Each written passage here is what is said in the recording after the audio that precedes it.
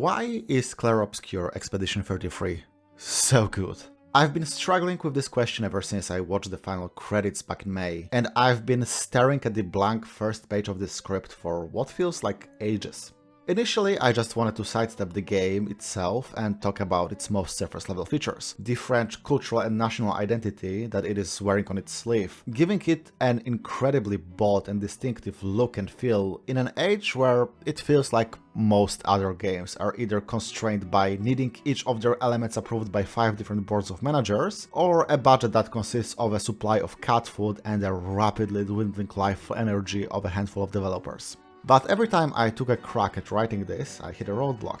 I do not want to talk about language, I want to talk about Clair Obscur. Which is really funny, considering I wouldn't pick this game up if a friend didn't send me one track from the soundtrack to win me over. And now that track, and many others, just play at random in my head. I am obsessed and I want to talk about everything, not just one aspect of the game. It would be simple to make a single point and stick to it if there was a single thing that this game made me think of, but it is more like listening to a band consisting of nothing but masters of their respective instruments harmonizing in such a way that I want to gush about each layer separately. The sad nature of writing a script is that I can only go forward in one direction and can't just dump 4 different streams of thoughts at you at once, but hopefully this will all be coherent by the end of this video. Full spoilers ahead, I do not care to follow the chronological order of how the game is presented. If you want a recap of the story for a game you haven't played, take your ass elsewhere. This is last minute essays we write under the assumption of a knowledgeable audience in this bitch. As the first layer, or the foundation I suppose, let's talk about presentation. As the game is initially shown, it is about an expedition into the unknown, at extremely high risk, to stop an existential threat of a powerful, distant figure just erasing everyone of a certain age or older. The scene of triumphant, chest-pumping hype as the characters sail away to save their little corner of the world is immediately followed by meeting a person whose existence makes no sense to them and getting obliterated like a bowl of onion soup placed in front of me. And then, boom, there is Gustave in the middle of the unknown. Have fun. No minimap, no idea what you are going to find there, you'll just have to go in and look around at the picturesque scenes before you, one step at a time. And even as the scope of the world expands, you gain access to a world map and at least an idea of where you're going and why, the feeling of not knowing what to expect is consistent. Yet all the sites you encounter have a certain uncanny familiarity to them.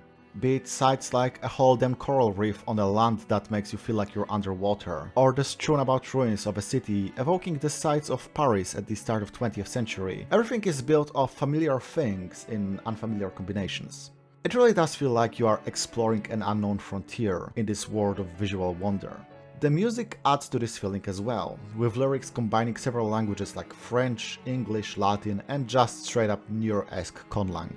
Every now and then you catch a word or something that sounds familiar, and it gives you some blurry inkling of what is being said, but never quite enough to get the full thing. I'm sure that being a French speaker demystifies a good chunk of it, but the game was made with the global audience in mind, as shown by the fact that the lip syncing was done with English dubbing as a priority. So the French just get a bit more of insight by being able to understand the arcane chanting, but I hope they still get to experience the joy of looking up the lyrics after finishing the game to clarify exactly what it is that they heard. Either way, my point is, the atmosphere is immaculate, and when I watched some videos on how the game in pre-production used a generic steampunk aesthetic, I shuddered. Like, yeah, I realized that they had to have objects to play around with before committing to creating things from scratch, but can you imagine how much the game would just lose if they stuck to it? All that sense of wonder created from this unfamiliarity just gone because your first impression of Lumiere, or I suppose Light City in this alternative timeline, sets you to expect the familiar and go, oh, this is the water zone. Oh, this is kinda the earth zone, I guess. Even for French people, the fact that this is not an aesthetic commonly used in video games lends itself to looking at everything with fresh eyes, if that makes sense. This sense of walking into the unknown, of unfamiliar familiarity, also impacts the gameplay. The expedition is on its back foot, forced to learn everything from scratch and claw any advantage they can to survive. The enemies you face are just straight up weirdos. Sure, the first enemies you encounter have an obvious weak point, but how will they attack with that lance? You need to watch the attacks and take that knowledge forward, to be ready for the same attack next time. This ties into the gameplay mechanic of active defense. You need to learn and anticipate the next strike to move forward, and you are given a generous dodge to just avoid the harm while learning, and then a parry and counter to capitalize on that knowledge when you have the timings down. And the damage output of these things is no joke. Even at the start of the game, taking a hit hurts a lot. Then the other side of the coin, the one about taking any advantage you can get, comes into play. First, every character has their own unique mechanical gimmick and skills, with absolutely no overlap between them aside from one notable example, but we'll get to those in detail when discussing the characters themselves. For now, the point is that the game mechanically conveys the idea of a group of unique people coming together for a common goal, and none of them being replaceable by another. Each of them has to be approached differently. Which is not that uncommon for RPGs, and the love for series like Final Fantasy shines brightly throughout the entire game, but I do think it is neat, especially as that very aspect of the expedition is mentioned out loud by the characters during the farewell party at the end of the prologue. The second important aspect is Gustave's Lumina converter, which is described like a trump card in the game at first, but barely mentioned afterward. Because there is no need to keep referring to it, as it is the core element of the gameplay. The thing that allows you to turn abilities granted by Pictos, these magical patterns engraved onto a body, and make them a more permanent boon. Rather than having only 3 of them at a time, you can turn a child into a hydrogen bomb. Now, you are the one combining the familiar elements into unfamiliar combinations. You are making the entire party into that unknown frontier for your enemies in turn. It is a very satisfying mechanical arc for a role-playing game, even if it can feel a bit too loose, as by the final stretch of the narrative you concoct a pipe bomb that raises the game's super boss in a single hit. By the second act, you can feel how necessary that sort of adaptiveness is for the expedition to even think of reaching their goal of killing the Paintress. How absolutely screwed you would be if you were forced to only ever use 3 Pictos at maximum. There's a challenge run idea for anyone into this. Call it Gustave dropped out of school. There are also other little things building on this theme of a doomed venture into the unknown. The motto of "when one falls we continue" is woven into the last stand mechanic, where even when the main party drops dead, you are given the chance to bring in the rest of the team to try and eke out a victory. The words "we continue" are written as a prompt on every combat end screen. The overworld map gradually opens up more and more, just nudging you to go back and see what you can find in places that were previously inaccessible. The numerous locations peppered on it that tell a story with nothing but a single visual and a name. The fact that at the very start of the game, before you even embark on the journey, you can pick up an old key just to make you wonder where the hell you're gonna use it. The dozens of journals left behind by previous failed expeditions, telling you how they paved the way for you or perished in a stupid avoidable way. The theme of learning from past losses and moving forward is all over the game. Hell, even on a meta level, this game is just the latest expedition in a string of many. The love for RPGs, old and new, is just oozing out of every aspect of it. The designers at Sandfall did not reinvent the wheel. They took bits and pieces of things they loved from the entire medium and stitched them into more than just some of its parts. Familiarly unfamiliar. Some decisions are definitely more gameplay driven than serving that theme though. The save point system of flags that allow you to fully restock your healing items at the cost of respawning all the enemies is clearly taken from the Dark Souls bonfires. The fact that set healing items are all available from the start, but you can upgrade them over time. The fact that the character building boils down to 5 stats, skills and weapons. These are all decisions that were made for the sake of streamlining, rather than conveying a mood.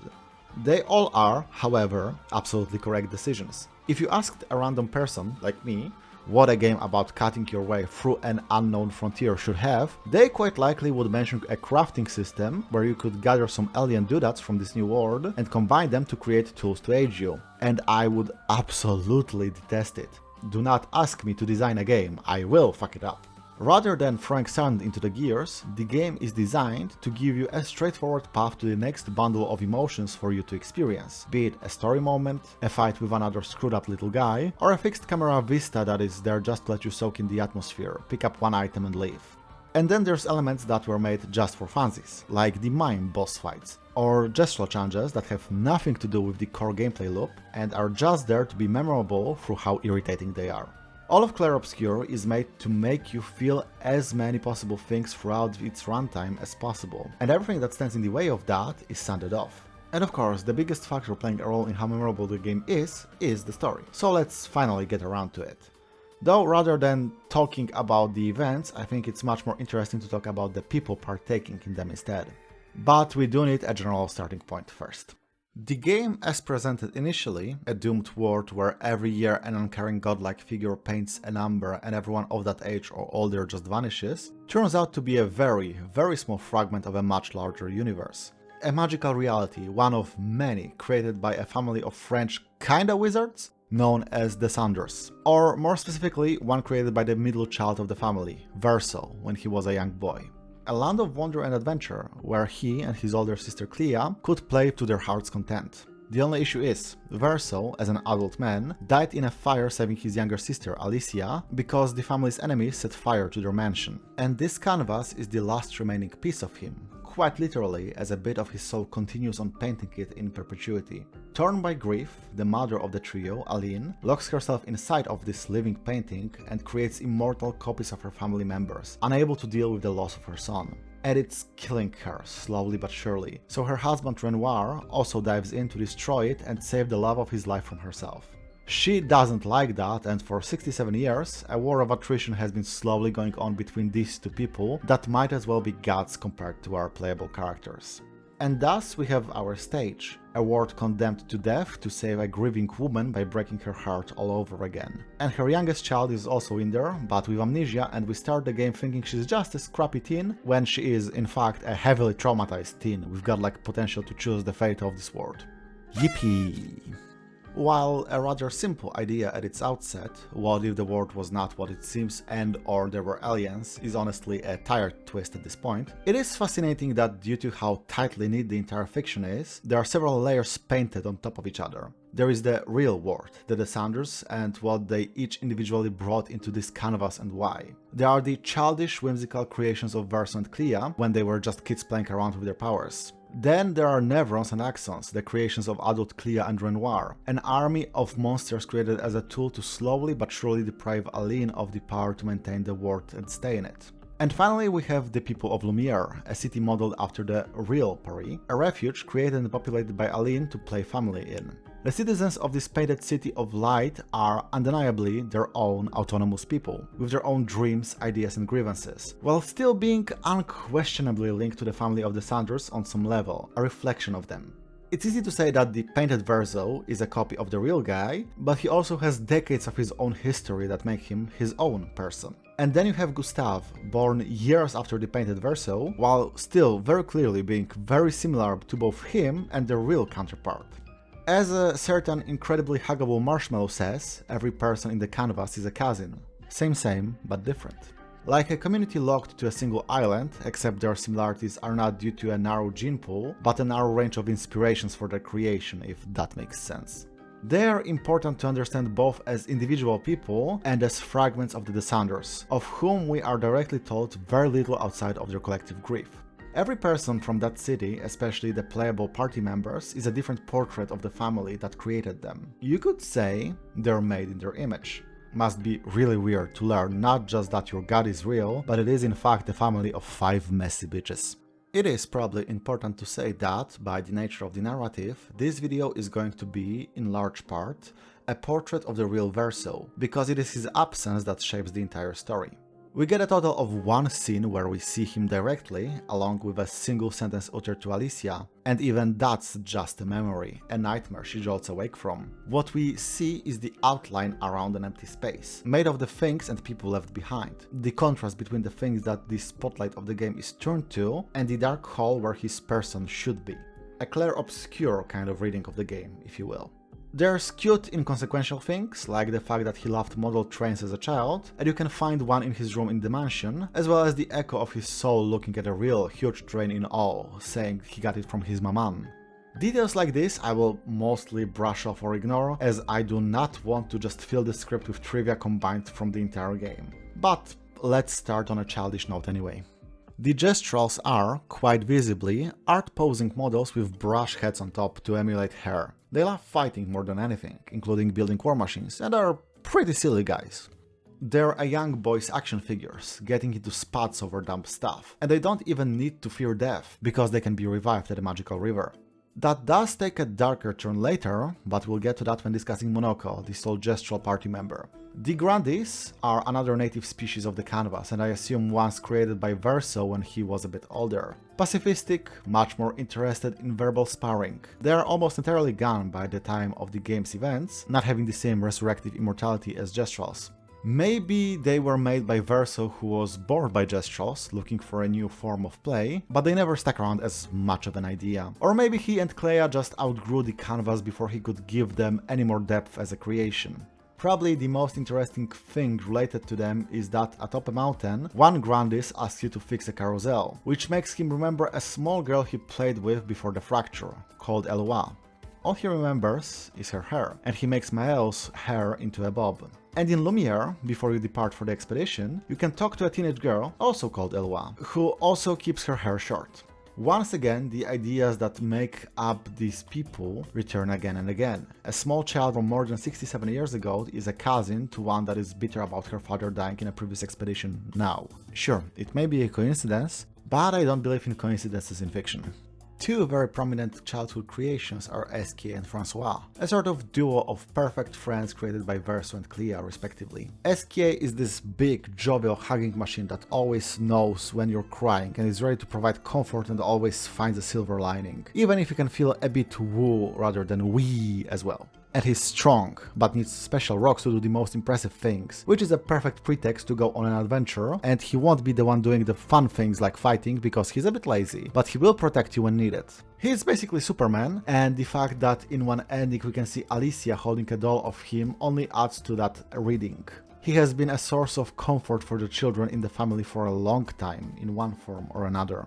The people of Lumiere also think he speaks in riddles, but it has more to do with the fact that he is extremely straightforward in a naive, almost childlike way, and knows much more about the truth of the world than they do.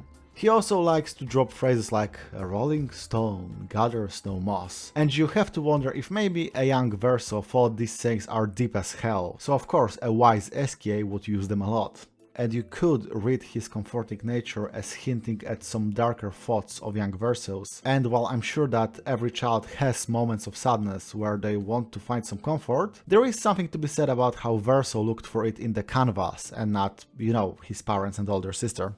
Maybe due to feeling alone when Clea grew up and stopped being a partner in their little games. Maybe because he did not feel comfortable telling his parents that he does not love painting, this absolutely magical power in the context of the game's story, as much as they would like him to, and feels more drawn to music. Whatever the case, the extreme friendliness combined with a deep understanding of pain and how people need comfort makes Esquie a gentle, lovable companion, one that is extremely willing to meet new people and create bonds with them, even if his best friend in the whole world is long dead and he is aware of it. After all, it is better to lose a rock than never have a rock. By contrast, Francois did not get that complexity woven into him, and he is a bitter old turtle, yelling at people to get off his lawn. He was the happiest thing in the whole canvas when he was with Clea, and the crude figurine of her riding on his back drives him to tears. They only ever played together, and when she suddenly left him because she grew out of these childish little games, he had no way of processing these feelings. He has waited and waited for what has been thousands of years to him, and she never returned. And she could, unlike Verso, she is alive and well. Honestly, it's a bit questionable if he would even recognize her, considering how different she is from the child she once was. And this lack of her makes him bitter, angry, blind to the friendship he has with Esquie that, even if it is not the same thing, is valuable as well. You need to go out of your way and go back to talk with him after he serves no gameplay or narrative purpose in either the main story or side quests to have him accept that fact. And I think it's a really neat way of portraying how you need to give him this one act of kindness, to actually think about him and go back to his cave for no reason but to check up on him. Without that, he will forever be lost in wallowing in what he lost, rather than nurture what he has. Foreshadowing is a literary device. Speaking of Clea, she is probably the descendant that is the easiest to summarize, yet the most difficult to actually talk about, so let's start with her. Being the eldest daughter of the family, she is the one that had to grow up first and deal with the harsh realities of the world. She followed in the footsteps of Aline and Renoir, becoming a paintress, and an extremely skilled one at that, being the only one capable of painting over the creations of others, rewriting them. While her parents are locked in a stalemate inside the canvas, failing to deal with the grief of losing Verso, she is fighting a war with those who caused that death. She cannot regard the canvas as anything more than a nuisance, because if she won't keep the big picture in mind, then no one will. It may be easy to see her as cold and uncaring, especially as she committed several highly questionable things when it comes to the denizens of the painted world. But it is also shown that she cares about her family a lot. She outright says she both loves and hates her brother for sacrificing himself. She gives Alicia a pep talk encouraging her to make the right choice for herself when you meet Clea's reflection in the Infinite Tower. The final boss fight that she presents you in that tower is a painting of her parents' love for each other. Both of them fought as one, more powerful than they are individually when fought in the main story.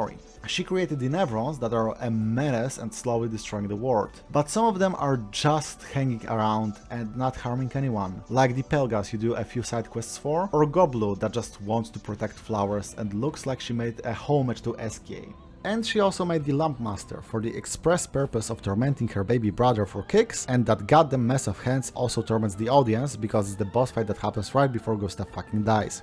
Thanks, sis! Every Descendre family member other than Renoir also gets a direct walking metaphor known as an axon, painted by the dad of the family as a visualization of what he thinks of them. Clea's representation is called the Howler, and we find it dead in old Lumiere. Due to that, there really isn't much we can say about it outside of two things.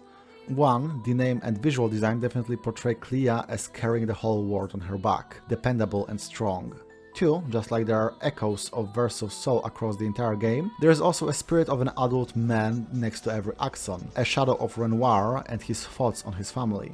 The one found next to the Howler's body says that she does not fear death itself, but thinking of all the art she could not experience saddens her. That she was the one to call out lies and challenge everyone, and that from all the children, Renoir thinks Clea is the most alike to him. Which is interesting when we combine that sentiment into a love for truth in art, and contrast that with the fact that Clea is more than willing to paint over the works of others. Does she find her interpretation to be more truthful? Or is that action something she does not, in fact, do lightly, but she values getting her family out of the canvas more than her own feelings?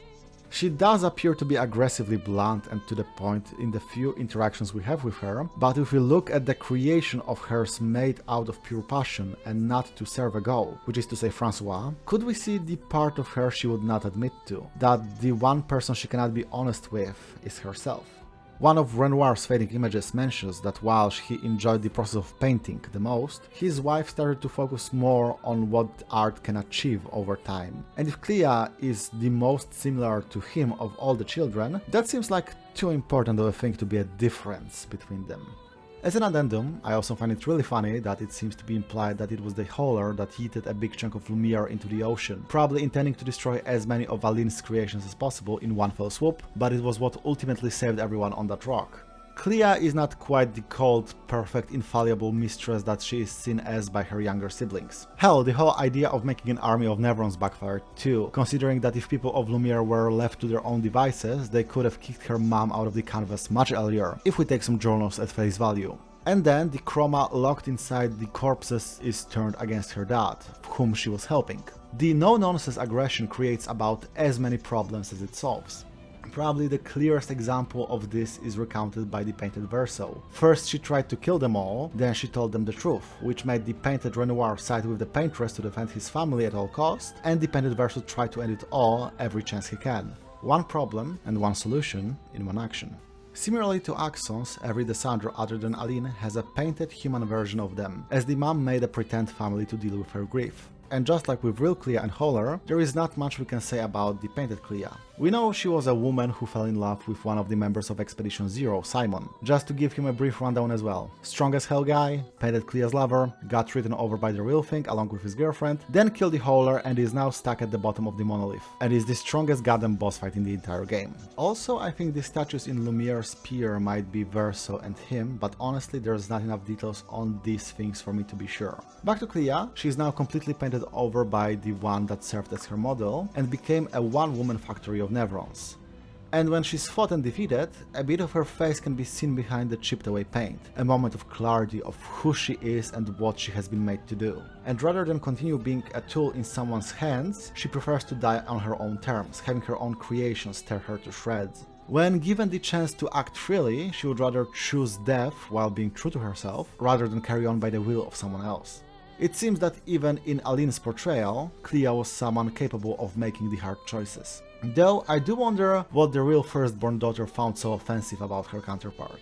Some part is obviously her sheer existence, that her mother would prefer this idealized version over her actually interacting with her actual children. She does not repaint a single Gestral or Grandis, respecting the memories of Verso. So there is a reading here of Clea being furious with her mother for desecrating the last fragment of him that is left with her own emotional turmoil. But I also imagine a scene that went something like, "Oh, Clea, I wish you had a life free of the worries of being the heir of the house, and that you could just enjoy your life with a nice man by your side." Fucking death! Before getting to the playable characters, let's talk about the one that the plot starts with, Sophie. A 33-year-old woman getting ready to die, a friend to many and Gustave's ex, even if the love between them clearly never went away despite 4 years apart. They drifted away from each other due to a difference in opinion on having children. Soph did not want to bring new life into a doomed world, and Gustave is such a firm believer in the fact that some expedition will succeed that he couldn't accept the thought of all of them being doomed. Hell, he serves as a mentor to a whole bunch of kids. Sophie is with us, as the audience, for only a few moments, but her absence is felt quite severely throughout Act 1, with the party remembering her in small ways around the campfire. Her death was predicted, prepared for, and something she accepted. And it still hits like a motherfucker. You can see her start to panic as the reality of situation settles in. There is no escape from grief, and the sudden tragic death like those suffered by Verso and Gustave are not the only way that loss can damage you, and the game explicitly states that upfront. But there are ways to process the pain better. After all, if you're going to give someone flowers, you should probably do so before they wither and die. And pretty much the entire prologue of the game is giving Sophie her flowers. Listening to her thoughts on her life, Gustave and the paintress, letting her leave a lasting impact on Lumiere by advising a journalist and helping an indecisive sculptor. She even gets one last dance with the love of her life in the form of a dodging minigame. Indeed, it is nice to think that something like a painting can still have a fragment of someone long after they're gone to remember them by. Aren't you a clever little game? Probably the most interesting tidbit to me is how she knows that the paintress looks sad, and how the only choice that she can make right before her death is to empathize. In the I play too many games sense, this is a tidbit for the least observant players, a nudge to pay attention in the future that this conflict may not be what it's said to be by everyone else in Lumiere. But in the narrative itself, it is fascinating that Sophie is this willing to feel for a distant figure she never met and try to understand her pain, yet accepts her own death rather openly, despite knowing that it will cause the same pain to others. Is that mature outlook a reflection of Clea? Or maybe Aline, the woman killing herself in her grief, unable to see that she is hurting not just herself, but also everyone that cares for her? Or hell, maybe even Verso's self-sacrifice and the pain it left behind. A feeling that giving birth to this child was the wrong decision, and to truly love him would mean to never bring him into a world where a political rivalry of your parents can mean death in a fire. There isn't really one answer here. You know, on that note, what about Aline Desandre? The mythical paintress herself, seemingly slowly killing off the world of the canvas, but in truth warning them as she slowly loses her grasp on the power protecting them. Which, you know, is both a very good plot hook and twist for the narrative rolled into one, and a pretty apt metaphor for her state in general, growing quicker and being able to protect less and less of what she cares for. That power is both literal and somewhat subtextual, as the prolonged mourning inside the painting took a toll on her mental faculties, and she can't even recognize the painted Verso that was made by her own hand. She is also this giant, imposing figure on the horizon, a pure projection of power, which turns out to only be a hollow facade, as her true self is this small, fragile silhouette of a woman that can still absolutely beat your ass, don't get it twisted, but there definitely is a portrayal of the dissonance between how she is likely seen in the world as the matriarch of the powerful Desandre family, a world creating mage that taught all the other family members everything they know, and how she feels about herself in the moment. There probably is some degree of guilt, considering how the tragedy wouldn't have touched her family if they weren't who they are. Though I suppose it also doesn't stop her from blaming others, expressed in how she painted her daughter Alicia to still be scarred by fire, as if to punish her for surviving when Verso saved her.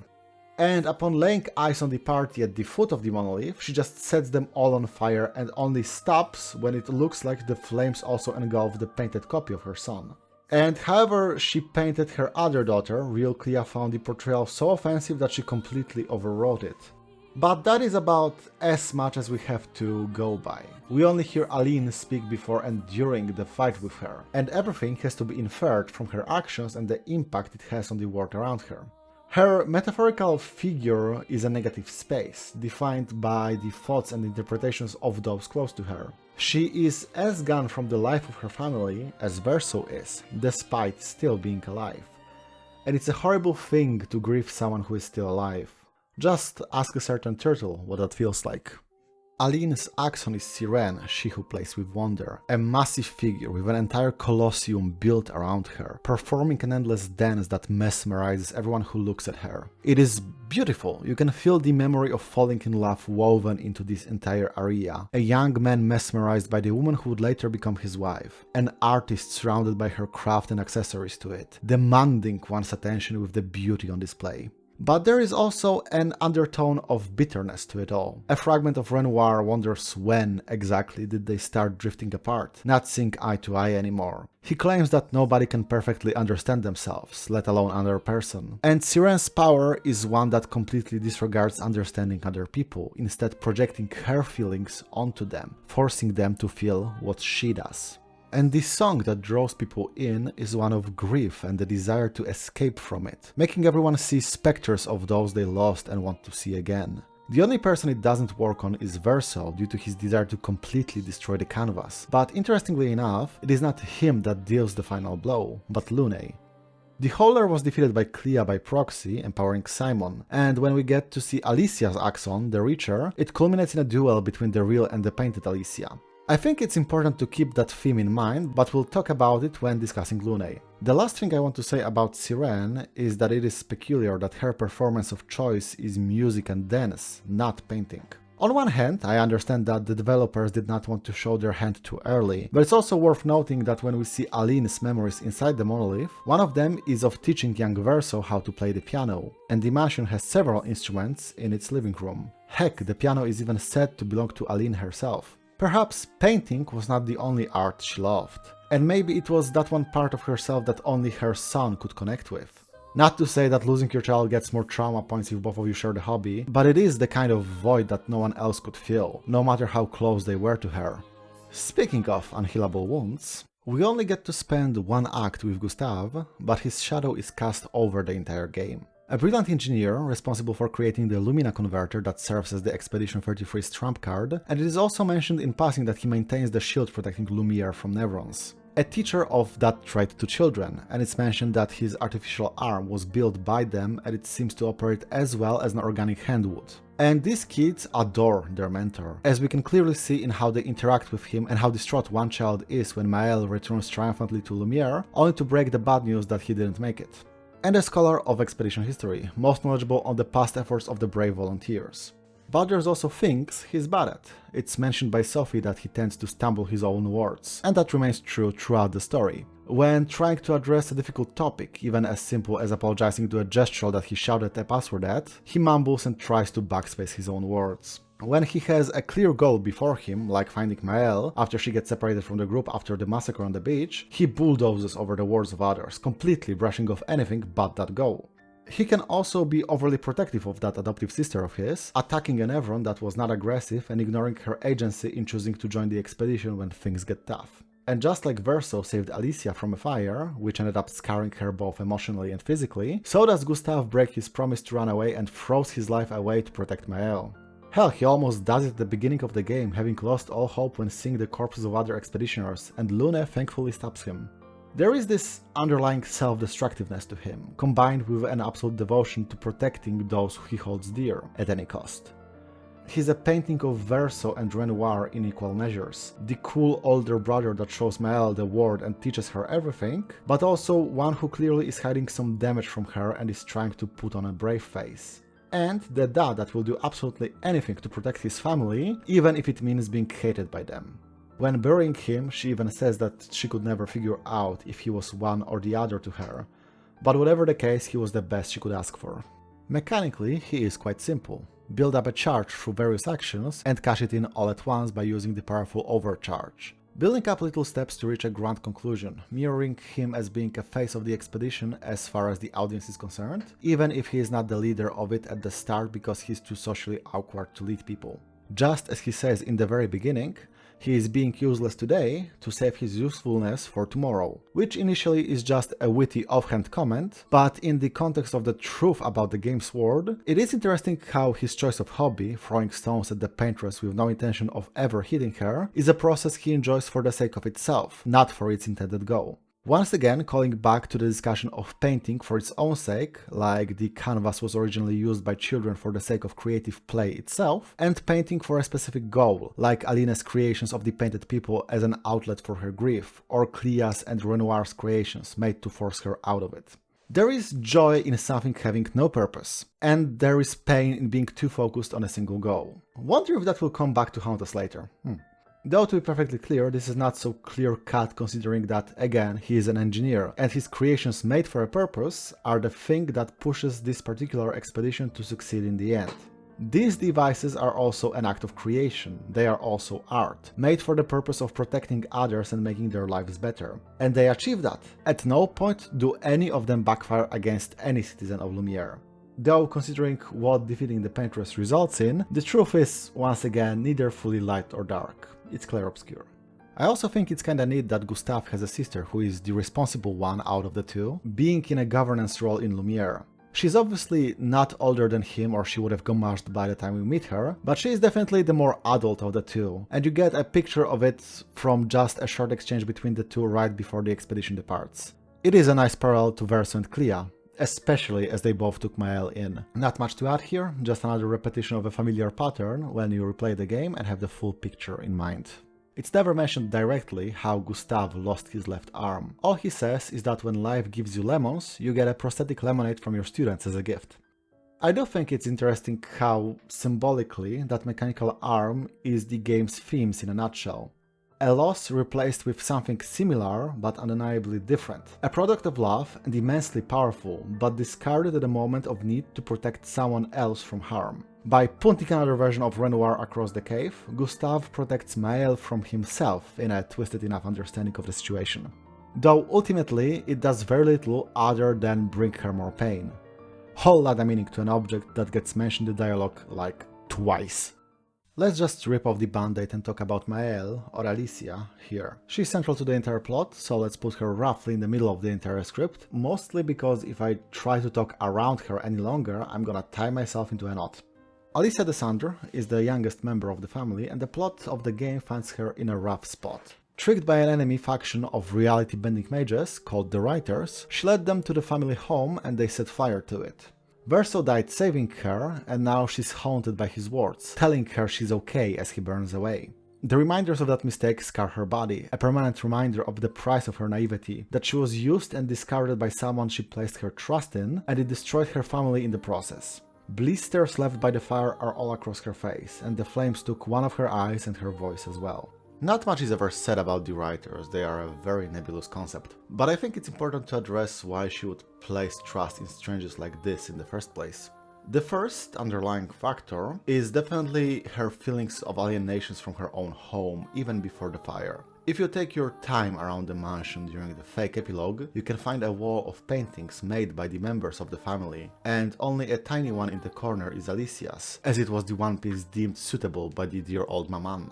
She is also a teenager, or a young adult, called Not a Child But Not Grown Yet by Clea, and we know that Verso died at age 26, so there is a pretty wide gap between her and the other two. It's also mentioned that she has been shy, never one to make friends or join her siblings when invited to have fun. And most importantly, she is a writer herself, with a lowercase w. There is a typewriter and a small library in her room, and she is prone to poetics. The most flowery language in the game consistently comes out of her mouth, be it in her thoughts in the real world, as Maelle when exploring the world or giving an eulogy to Gustave, or in writing as the painted Alicia made by Aline.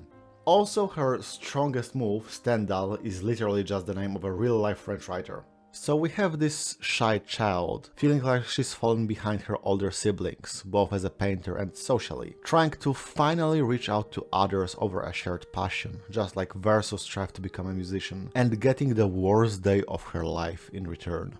Taking away her ability to express herself artistically with words, her beloved brother, her ability to look forward to the future. Is it a stretch to say that I think that the weebs at Soundfall made her specifically lose her right eye, because in Cowboy Bebop, Spike had an artificial left eye that he said he only can see the past through? Definitely, but I'm still gonna say it because it's fun to think it's true. The other thing that is consistent across every version of her is that she is very, very quick to change, emotionally speaking. Her priorities shift constantly, as her feelings lead her down a path that turns out to not be what she imagined again and again. We will discuss specific examples when discussing Maelle and Painted Alicia, as the two of them take very similar steps, if expressed differently. But I just want to say that I love how it's expressed mechanically by a stance system, forcing you to change and do something different each turn, or you will lose it all and reverse back to a stanceless position, a stall that brings no benefit at all. She also shares one mechanical commonality with Verso, a move that sets their HP to 1 in exchange for a full bar of AP and instant benefit to their unique systems. A self-destructive impulse to bet it all on the next move, that this sacrifice will be worth it if they just hold out long enough to capitalize on it. No other character has a move like this, and I think it is interesting, especially once we get into the two endings of the game. Oh yeah, and she also has a bunch of fire-based moves that deal burn, which is pretty fucked up. No further notes on that. Maelle is Alicia that entered the canvas, but due to her lacking skills as a painter, her soul got painted over by Aline's chroma, born again as a child to two people who would experience Gommage soon. She felt all her life that she was an unwanted surprise, moving from foster family to foster family, until she landed with Gustave and his sister Emma. It is suggested by Verso that while she might have been unexpected, she was welcomed regardless, because her name means princess. And we get a confirmation of this at the start of Act 3, as we hear Maelle's mother wonder about what a wonderful person she'll grow up into. Despite her doubts, she was loved from the very beginning. And I can't help but think this is also a reflection of how Alicia herself was viewed by her parents. She is quite a bit younger than the other two children, and feels like an outcast in her own family. But Alicia does mean noble in nature, which is basically the very same sentiment as the one carried by Maelle. Granted, I don't have any direct evidence for this claim, only the feeling that the storytelling potential of the reveal would be tremendously wasted if the two families had nothing in common, and I don't know if you noticed, but I think pretty highly about the storytelling of this game. And it is the life painted for her by her mother, even if subconsciously and away from the grieving paintress. A kindness and love that can only be expressed indirectly from shadow, because illuminating it would mean seeing a flame once again. She does, however, differ in one significant way from her real self. She is bold and outspoken. Several citizens of Lumiere comment that she is fearless, and she gets snippy and sarcastic with other party members a lot, jokes around and expresses herself without worry. There is no sign of the child we are told about when discussing Alicia, or is there? Because it is mentioned quite early that she isn't very good with people. She isolates herself on the pier right before the expedition to be alone with her thoughts. She finds a common language with Gestrals very quickly and easily because they are, as per her words, simpler than people and therefore more easy to understand. She is still the same person deep down. But unlike in the Desandro home, she found some comfort in Lumiere, people she can be open with and not worry about her every word. She is Alicia as she was meant to be, not just because she is not scarred by a past mistake, but also because she was given the space and security to spread her wings, so to say. Maelle moves between families a lot, feeling like she never belongs, a weird kid. This pushes her to join the expedition several years before her time, only to realize that the danger and death following them on every step is much more emotional pressure than she imagined. Just as she finds her bearings in it, Gustave dies protecting her, and she points all her anger at the painted Renoir, because the alternative to it would be blaming herself. And then that single-minded focus, her desire to enact eye for an eye without even listening to a word said by the target of her vengeance, ends up leaving her aimless. For a short while, before it turns out it also kills everyone else she cares for. Again and again, she is stuck in a loop of similar tragedies of her actions taking away people she loves, eerily similar to how her life outside of the canvas shaped out. Is it just the writing of the game, or is her very presence in that world of imagination bending the rules of it to force her to confront the day when she lost her family outside of it? Maybe partially because of Aline's chroma painting over her as well. Who knows? Either way, she needs a hug. However, the biggest tragedy is yet to come. After she regains her memories as Alicia, she sits down on a bench with the painted Verso and truly believes she can still save everyone, both her family in the real world and her friends in the canvas, that her father will listen to her and understand. She accepts Verso as his own person, separate from the brother she lost, and she says that she prefers to go by Maelle. She is a different person from that shy-haired girl, someone more while still being the very same. If I were to put it in words, even if it feels a bit more complex than my summary, I would say that Maelle is defined by a push forward, cutting through like a rapier to find her place in the world, even if it means recklessly throwing herself into danger. The ability to be vulnerable. In turn, Alicia is defined by shrinking back, escaping from the very concept of loss, from any kind of risk through any means she can, and the realization just how much power to do exactly that is in her hands. And all it takes is one heated talk with her dad who bullheadedly wants to destroy the canvas at all costs and refuses to listen to her points to make her regress, to no longer be Maelle. There's a lot of things, big and small, throughout the optional content in Act 3 that give me pause, especially with knowledge where the plot is headed. Her casual laughing at Verso reminiscing on how Clea tried to kill everyone in Expedition 0 when she first came into the canvas, treating it as just her sister being the hardest she knows and not, you know, extremely traumatic memory of learning that someone akin to a god wants everyone you ever knew gone. The narratively biggest moment is her gommaging the painted Alicia at her request without even considering how her brother would feel about it. But one other line strikes me as the ideal example of portraying this shift. When traveling to the location of the Reacher, the accent made to personify Alicia, she mentions that Renoir made this image of her reaching for the sky despite knowing fully well she has vertigo. And then she refuses a pair of wings made by a creature living in that tower saying, "Vertigo, remember?" Maelle. Someone who worked as a courier in Lumiere since she was a child, running across rooftops and zipping through the sky using equipment stolen from expedition supplies, is saying that she is afraid of heights. That just doesn't sound like her. In the camp, Lune says how it's weird that she is both a paintress but also our Maelle. But is she? Well, yes, she is, but to claim that these memories of two different lives don't make her a completely different person from both of them at the same time is naive. For both the descendants and the expeditioners, she has changed, ever so slightly. A familiarly unfamiliar face. And this liminality, being neither one nor the other, will come to a head when we discuss the endings, but everything in its due time. Her accent, the Reacher, or she who grasps the sky, is a metaphor so direct that it's spelled out for you, just in case you didn't stop to think how the other three painted Renoir's view of his family yet. A tiny, frail thing aiming to reach for the stars, nestled atop a gigantic tower, torn apart by the many who would envy her, yet still standing tall thanks to the few who want to help her. Renoir's hidden star, capable of wonderful things, if she would only extend her hand towards them. And rather than fight it, we send it off to fly. Renoir's spectre in this area doesn't really add much we don't already know, just wondering if it's worse to die or be the one who survives, and we all know what that's about.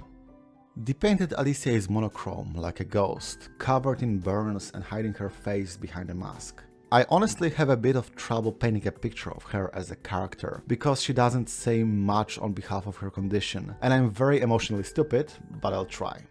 It's speculated in-universe that Aline wanted to punish her daughter, which is why she painted her as still being a burn victim, which may have definitely been true when she first entered the canvas, but there's definitely still regret behind that decision, considering how broken the paintress sounds when seeing Maelle's face. The painted Alicia is drawn to her original, visiting her several times, and her father says it's because she knows that she's gonna mess things up, but I don't know. She can't say anything, and her gesturing definitely seems more desperate to convey something, as if she had hoped that having Maelle meet her mother may meant things, that this vision of who Alicia should be, laughing at Verso's side, could snap Aline out of it and let her make things right. As her letter says, she tires of the conflicts and deceptions that plague both families, and she is envious of those who do not know that they are not. The knowledge of what exactly she is depressing to her. And I think that if we see her actions through that light, we can understand them a bit better.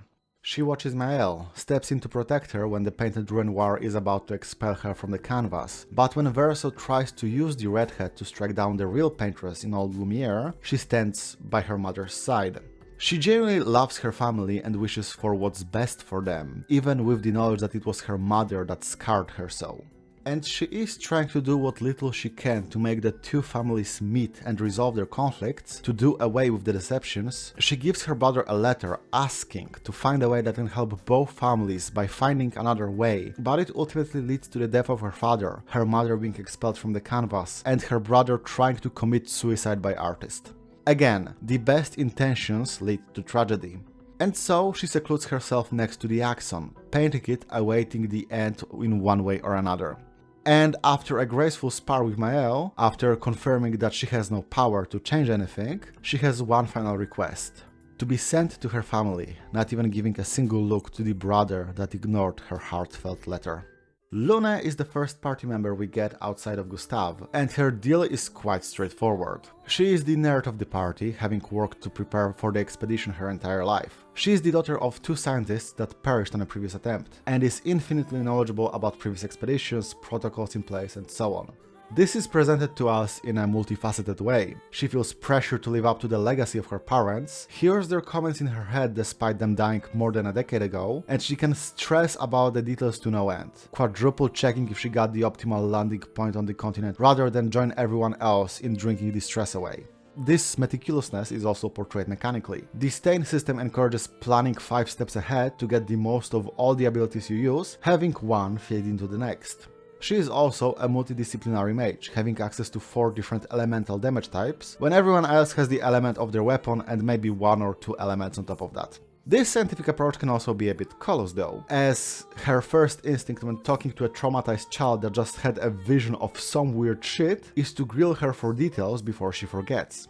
On the other hand, she is genuinely curious and excited to learn new things. She's giddy over the prospect of meeting a whole village of Gestrals, which were just a myth for her until then. The desire to learn is not just work and a mold she was forced into by her family, even if it may feel like this sometimes.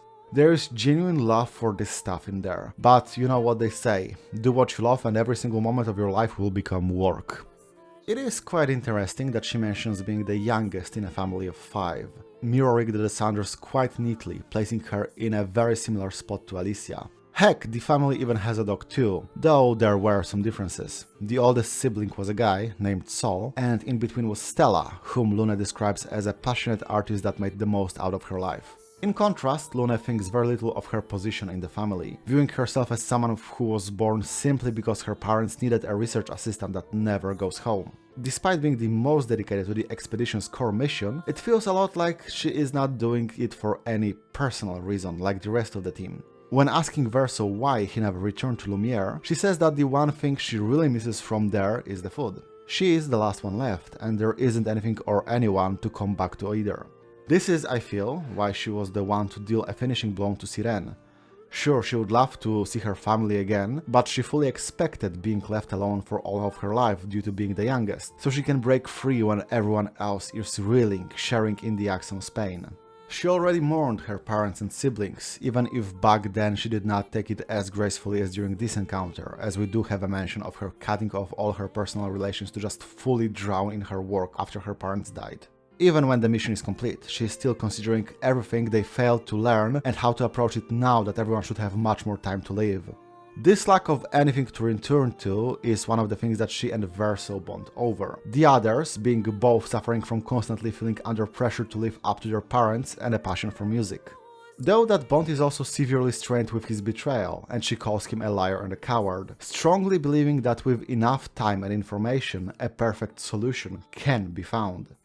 She has believed that all her life, and she's not about to stop because this guy has been sad longer than she's ever been alive. Lune's arc culminates in finding the journal left by her parents' expedition, in which they say she would finish everything. Torn between these men they trusted her, or if she was just a failsafe for them in the end. And her resolution involves not fully committing to either conclusion, but instead thinking about herself for the first time in a long time, by spending the evening away composing a song for her unproductive hobby of playing the guitar. After all, tomorrow comes and all problems of today will still be there, so there is no point in losing sleep over it. All the voices in her head are her own, both the memories of her parents watching over her shoulder and the one telling her to pick up a guitar for fun.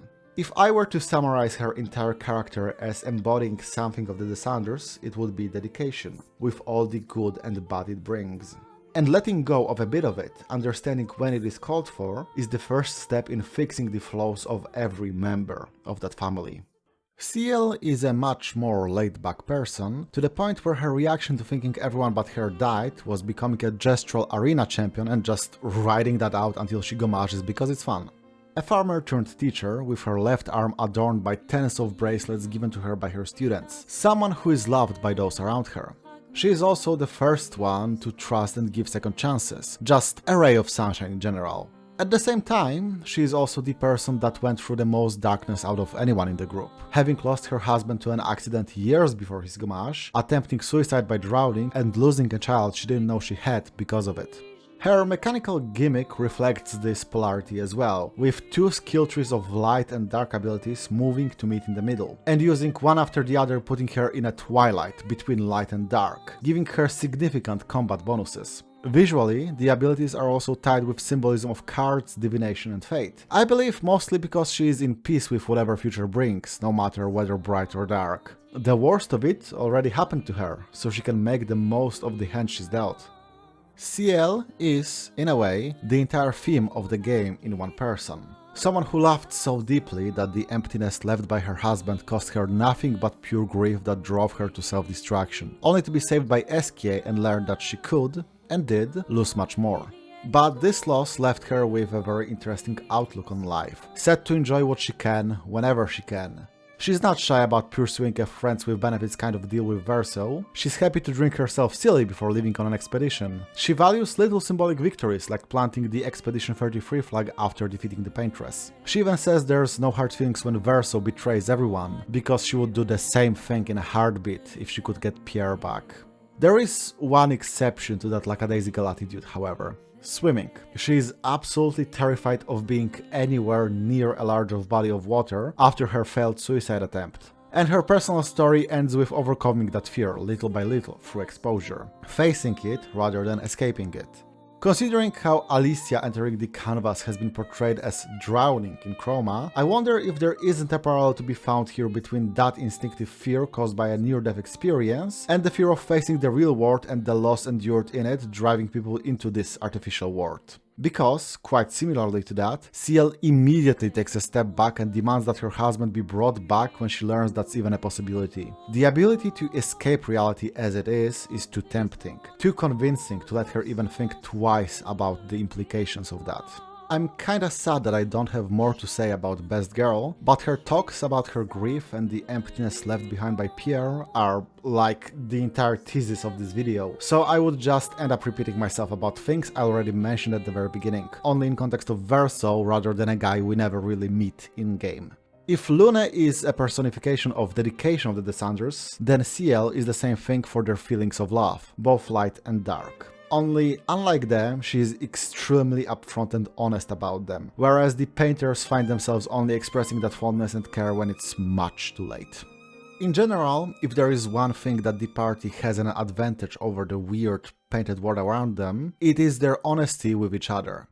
There are several scenes in which they just talk out old grievances or crack a laugh at a stupid thing said in a moment of stress, and they are able to cover for each other's weaknesses. They communicate unlike the gods of their world, which is a massive factor in why they are able to go as far as they do. Being made out of feelings of grief, love and loss created a culture that is incredibly resilient, open and built around the ideals of doing the most you can so that those who come after can finish your work. The children outgrow their parents, so to speak. In a way, this is also what the Picto and Lumina systems do mechanically. A lesson learned by one person can be used by anyone, not just them, which is pretty neat. But let's get to one of these people who can't really communicate that clearly, leading to his tragedy. Renoir Descendre is the father of the family and entered the canvas to force his wife out of it before the strain kills her, whether she wants it or not. He admits that he knows exactly where Aline is coming from, as he was lost in another canvas in the past himself, absolutely intoxicated by the escapism it offered, and it was the love of his life that pulled him out. He puts trust in that memory of her, more so than in her current behavior. He knows that if her heart was not torn to shreds, she would agree with his actions. And even if he has to condemn himself to be hated by his family, then so be it, as long as it means he can save them from themselves. Though this is far from being calm and rational, this is his form of grief. He is willing to erase himself to preserve others, to cause them anguish to ensure they live to experience it. Like father, like son, I suppose. And just like his son and the reflections of his son, once he has his sights set on a method to keep others safe, he is extremely stubborn at staying his course. He spent 67 years trapped beneath the monolith, and not once did he think that maybe it's better to step out and rethink the strategy. No, he stayed there and methodically kept erasing Aline's oldest creations year by year, hoping that at some point he will win by attrition and force her to leave. Even if erasing the world made by his son and killing countless thinking, feeling people in the process brings him no joy, it must be done. He sees a lot about every member of his family, which is why he painted the axons as symbolic representations of them, and the echo of him remains by each of them, thinking deeply about his relationships with them. And even a fragment of him, that is the curator, instantly recognizes his daughter when he meets her and does everything he can to protect and prepare her. If nothing else, he is extremely observant. The tragedy of Renoir is quite straightforward, in that he is a kind, empathetic man that is willing, if reluctant, to destroy the world for the sake of his family. My guy just takes one look at Sciel and understands her pain. He treats everyone in the canvas as real human beings. And even if they say nothing but truths he agrees with, it does not matter. The canvas poses a threat to his family for as long as it exists in his eyes. And the worst part is that he's right. Alicia hid the whole thing in some basement and her mother found it almost instantly after being forced out. Esquie mentions it's been centuries since Francois last saw Clea, so it's easy to come to the conclusion that the time inside flows much slower than outside. And yet, Aline enters the canvas again to the despair of her husband after, what, an evening or two after she was beaten out? What's that in outside canvas time? 2 minutes? The only reason he gives up is because of how tired he is of the entire ordeal, and despite his better judgment, he trusts his youngest daughter to be true to her word and leave the canvas right after him. For the first time since we met him, he puts his love before his understanding of a person born from said love, and it may cost him his child, depending on how the ending shakes out. With how fond of parables Renoir is, I do think that the enemy known as creation is a bit like his axon. It is fought as a boss right before him, there's a bunch of them in the area with his drafts, and his atelier in the real world has a statue of it. What does this stag beetle-esque mangle of human bodies crowned with an orb of pure nothingness symbolize? Frankly, fuck if I know. I'm gonna go with it being a grim symbol of his goal to destroy this created world, return it to nothing. But don't consider me locked into that reading. I'm more than willing to hear out anyone in the comments that has a better idea. That black orb of nothingness is also found in the heart of the canvas, where Verso soul paints endlessly, so it might as well be a representation of Renoir's view of the thing. Maelle claims that the painted copy of Renoir has been a rather unflattering picture made by Aline, but honestly, the old lady kinda knocked it out of the park. They are extremely similar people. Turns out she knows him about as well as he knows her, which is a lot. The painted Renoir will do anything to protect his painted family, to hell with consequences. He did not heal the scar left on his face by Verso, keeping it as a reminder of how his only son will hate him for keeping him alive. He is apologetic to Maelle, and he would rather not have to kill fellow expeditioners, but that's the shit he has to deal with, and he would rather do it himself. He is also quite intelligent and observant, as Verso mentions that the dome shield that protects Lumiere was the creation of both of them. And he, you know, volunteered to the very first expedition to save people lost during the fracture, and only became the Painteress #1 protector after learning the truth from Clea. Verso says that he is drunk on his delusions and the will to live forever, but it's a bit more subtle than that. He wants his family to live forever. In that, he differs from the real Renoir, who is willing to part with the last remaining fragment of Verso. So, even when extremely similar, the two of them are still different people. Monoco is a Gestral warrior that has spent years fighting by the painted Verso's side and is his best friend, loyal to the end even if they bicker and tease each other a lot. Which makes an extreme amount of sense once you find out that Monoco is also the name of the family dog of the Sanders, and you can find him laying by the fireplace in the mansion. He's quite literally Verso's best friend, and the Gestral was painted to be a representation of him in the canvas, a hot-headed silly fella that is fun to go on adventures with. Mechanically, he is similar to a blue mage from the Final Fantasy series, copying abilities of Nevrons he defeats. In the plot, it's done by ripping off their feet and not given any further explanation. But if you take a step back, what is that if not a dog ripping through toys belonging to Verso and Clea? The mechanic of the bestial wheel is more representative of him as painted by the child Verso, a warrior that can be anyone as long as he feels like it. A mage, a heavy hitter, another trickster. Whatever he does, he's got that dog in him. But having the capability for complex thoughts and speech also makes the Gestral Monoco a bit more nuanced than the doggy he was based on. At one point he even wonders how much of his personality is his own, and how much is dictated by the way he was painted. He is endlessly loyal to the painted Verso, but it can also pain him, due to disagreeing with his choices and end goal, which he is aware of. And while the majority of his bond-growing events are mostly light-hearted fun of a man and a dog bickering and play-fighting, it culminates in trying to bring Noco, Monoco's son, back. The little Gestral was in fact his mentor and teacher, who was already resurrected once, and it was the big old furbal's turn to take care of him in turn, only for the brave little merchant to be in the way of Renoir's blast. And while it is possible to bring him back thanks to the sacred river painted by Verso, allowing all Gestrals to be reborn, he will be a different Noco. The memories, the little things that make people unique, these cannot be regained. Just like a pet can be replaced by another one, like the Monoco at the mansion accompanied by Noco III, it will not be the same. And just like you can paint a near-perfect copy of a loved one, they will be different from them as well, living different lives, fostering different memories, slowly but subtly. Verso gave his little figurine warriors the gift of new beginnings, the ability to start anew. But a fresh start also means abandoning everything that was done on the previous path. It is a wonderful gift, but not one without a cost. Gee, I wonder if that runs parallel to anything else in the game? Really makes you think. So, before adding the centerpiece of our picture, let's take a step back and take a look at what paints we have on our palette. If I were to summarize the themes that the game is painted with, I would say it has 3 core ones, each made with 2 contrasting colors.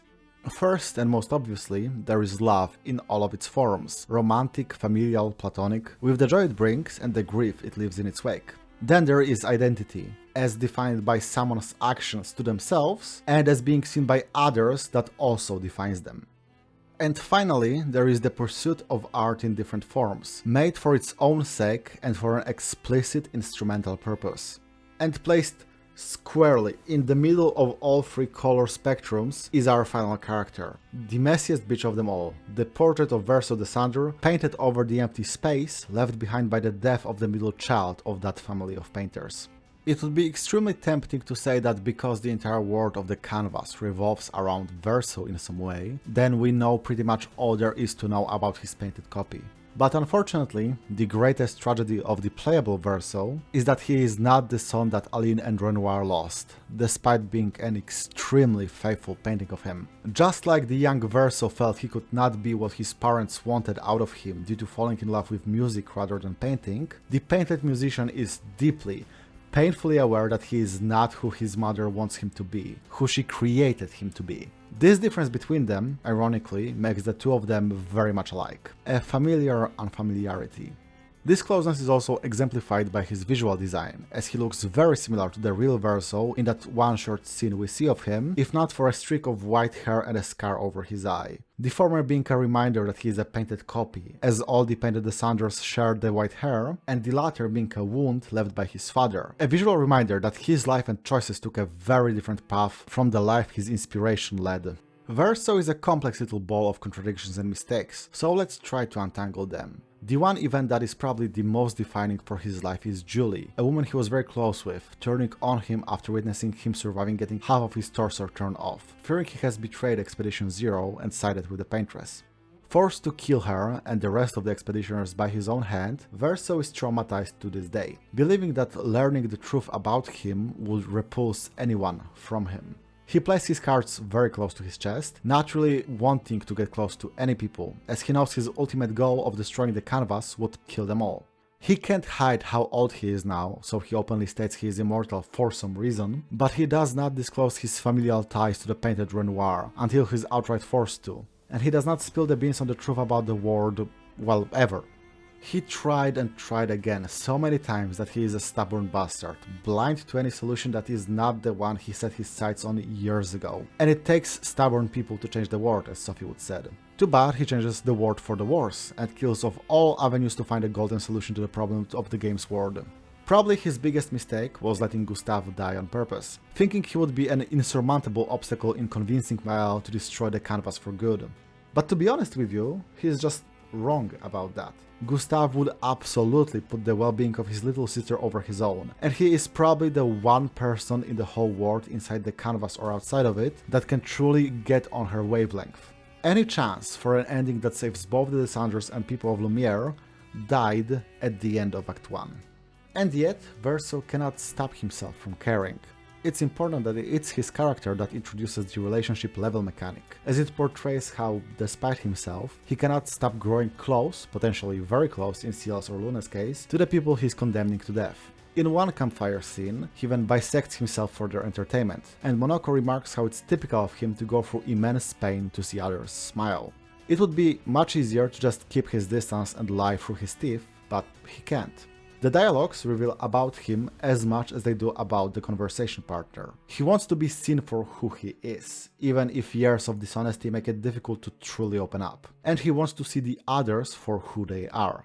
To exist for the sake of just existing, instead of being a replacement boy made to serve as a therapy doll. And despite being ready to end it all, he's also terrible at letting go, as shown with how distraught he is by the painted Alicia's death, despite knowing full well that his goal would have the same result anyway. It's easy for him to wipe everything off the face of the canvas, but the thought of being left alone is unbearable.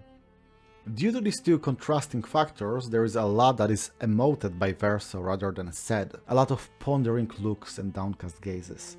Probably one of my favorite instances of this is during the final confrontation with the painted Renoir, where he's forced to come face to face with the fact that he is condemning his own family to death. And he takes a short look at Maelle, saying how they all need to incapacitate, his father that he still clearly loves, only to hear, no, we're killing him for sure in response. You can see this guy just swallowing his own emotions in a brief moment, it's great. Mechanically, his gimmick of perfection has two meanings. On one hand, it is allegorical to playing music, maintaining a perfect tempo, and executing each note of a song with precision. On the other hand, I think it also kinda speaks to his stubborn outlook quite a bit, that things need to go according to his plan. Despite being a musician, my guy is pretty terrible at improvising, which shows both in how he flounders in dialogues to play his dodging of questions as a joke, and in the main story, where he just explodes in anger when his initial plan of finding the painter's heart in all Lumiere doesn't pan out. Verso's action is Visages, a manifestation of hiding truth behind lies, painted as a two-layer deception.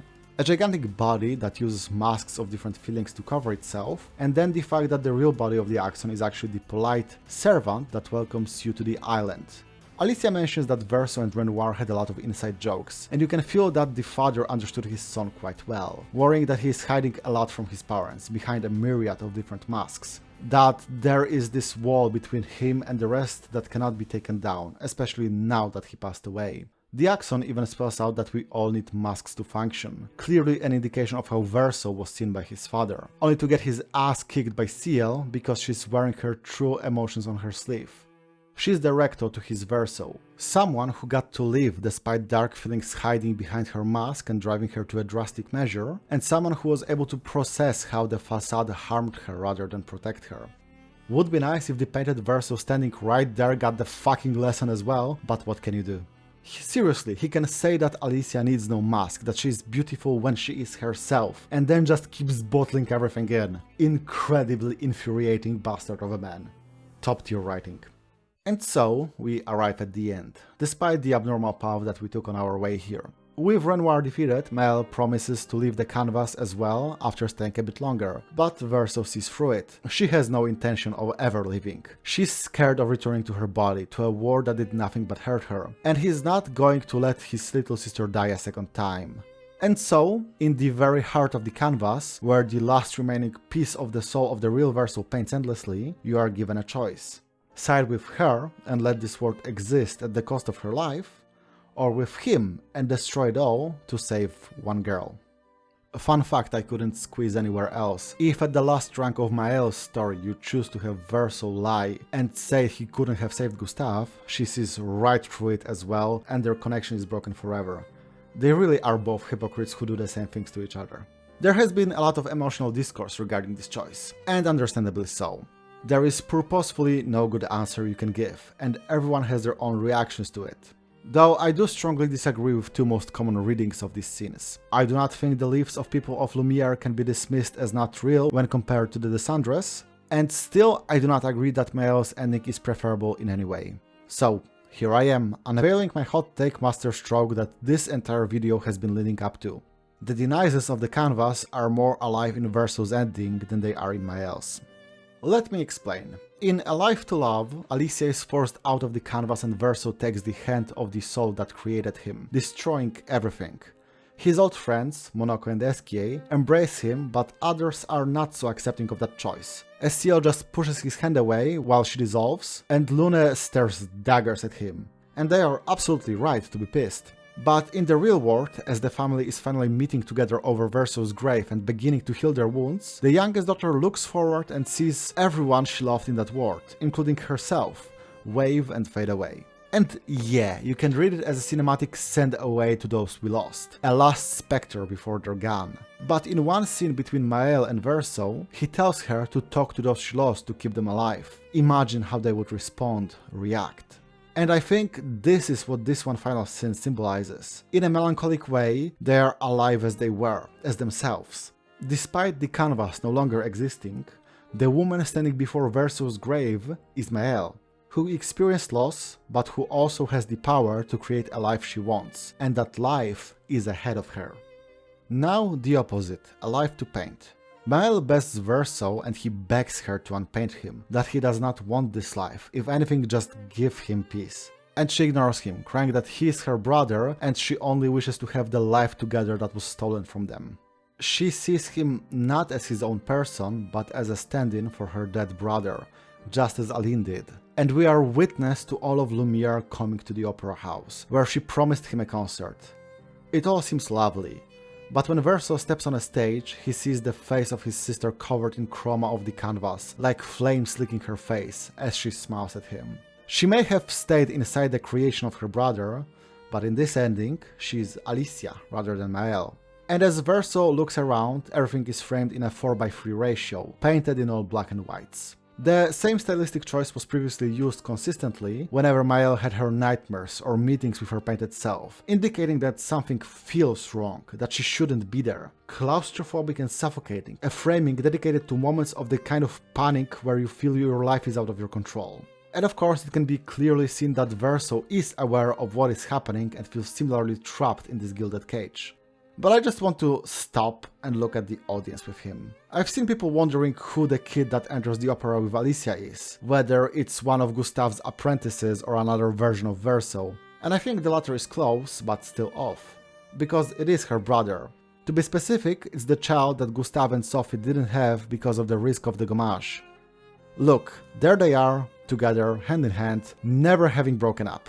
Sciel and Pierre, her husband, are also there, but their kid is nowhere to be seen, despite the fact that they should be of similar age from what she said. Pretty rude of Alicia, who promised her to bring back everyone. And you know, when she gathered the chroma of Sciel and Lune, she really struggled to paint them into shape again before being guided by Verso to remember them as they are. And these are people she traveled with. Would she remember everyone in Lumiere anywhere as well? Speaking of Lune, she is talking to the little brother excitedly and like, sure she is passionate about music, but would it be her rather than Sciel to talk excitedly to a child? Actually, why is she not on the stage herself to perform along with Verso? And why are they all wearing identical clothes to Alicia? I want you to stand on the stage with me and look around. Are these really the people you grew to understand and love over your dozens of game hours? Or are they someone painted over an emptiness where the people you knew used to fill out? A picture drawn on top of old paint, covering it completely, making you forget the shape of what was under it, even if it was just a silhouette. I know these are leading questions, but wouldn't you say these people seem familiarly unfamiliar? We're finally done on the last day of August. I'm not proud of some pronunciation foibles in this one, but any re-recording just sounds dissonant because the setup I recorded the original on was completely different, so it is what it is. Really funny to listen to other video essays talk about how perfectionist they are and how they spend weeks on tiny things, while my process is getting the thing out from under my skin before I feel the need to dig it out with a screwdriver. Anyway, the thumbnail and game cover doodles were made by Ranveld, go follow my boy. Videos like this are made possible thanks to the support of my patrons, now visible on the screen. Since the last video, we are happy to welcome Arian Getia into the ranks. The next video will probably not be out in September. I'm leaving on a vacation, let me enjoy some Greek sun and food before even thinking about writing again. But there will be another piece of imperfection on this channel. Someday.